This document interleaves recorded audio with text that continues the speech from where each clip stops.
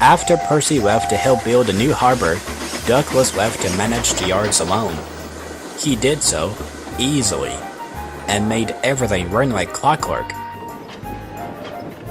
The freight cars behaved well.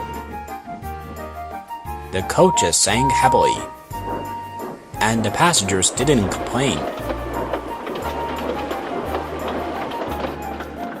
One morning, Duck had brought James's coaches to the platform. He had just started to shunt Henry's freight cars when the yardmaster ran over. One of James's coaches had had a hot axle box. "Can you fetch another, please?" "Certainly, sir," replied Duck, and he puffed doodily away to the carriage shed. He soon arrived. The big mainline coaches stood in long lines, but James was pulling smaller red coaches, so Duck had to puff into the back of the shed. He had rarely been in so far. "I must sort this place out," he thought to himself. His thoughts were suddenly interrupted. "Hello," called a weak voice. Duck jumped. Who was that?" he gasped.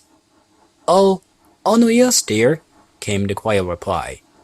Duck squinted into the darkness. There, standing tucked far at the back of the shed behind big express coaches, stood 3 little old coaches. They had wooden bodies and shabby paintwork. "Goodness me," puffed Duck. "I didn't know you lot were back here." "No one does," sighed one coach. "They've all forgotten about us," whispered another.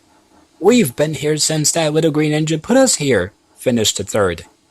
"That must have been Percy," Duck smiled. "Just how long have you been in here?" "It's been years," they all said in unison. Duck felt sorry for them. "Oh, I am sorry. Perhaps I could get you out again sometime." "Oh, no," cried the coaches together. "We're out of date now. They never want to keep us. They'd have us scrapped." Duck was aghast. "Nonsense." "It's true," said the frontmost coach. "Just look at us. There's no need for us now. Not with all the nice new coaches you have now." Duck hated to admit it, but they were right. Even the coaches he'd come to collect was nicer than the old ones, and there were plenty of these new ones. "I'm sorry, my dears," sighed Duck.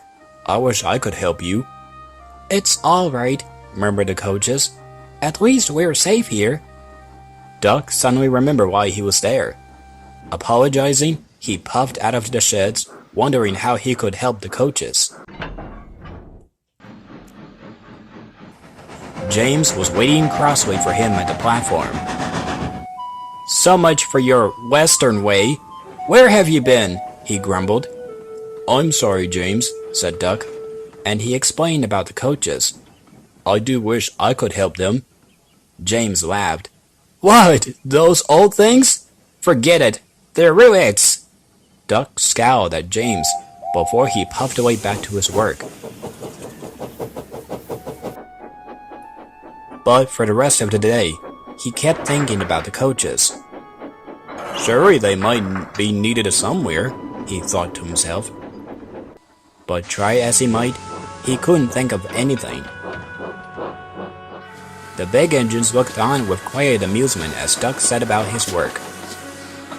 "It's silly, really," said Gordon. "But then, he is a little engine after all." "At least it keeps him quiet," sniggered Henry. Edward puffed past, eyeing the big engines as he went. "Those engines aren't picking on you, are they, Duck?" he asked. Duck was surprised. "What? Oh, no, Edward." "Then why the long face?" Duck sighed and explained the situation. "I do feel sorry for them," he sighed. Edward gave a comforting smile. "Well, it's very kind of you to think about them, Duck. I'm sure they'd appreciate that." "Thank you, Edward, but I don't feel that's—" Duck suddenly stopped. "Edward, you're it!" "I'm it?" The old engine was rather puzzled. "Yes, of course," smiled Duck. "Couldn't they run on your line? You don't have many coaches. Having spares might be handy." Edward smiled. "Oh, yes, I could." You could maybe even run special vintage trains, seeing as you all are quite old, begging your pardon. Edward had to laugh at that. I think that's a splendid idea, Duck.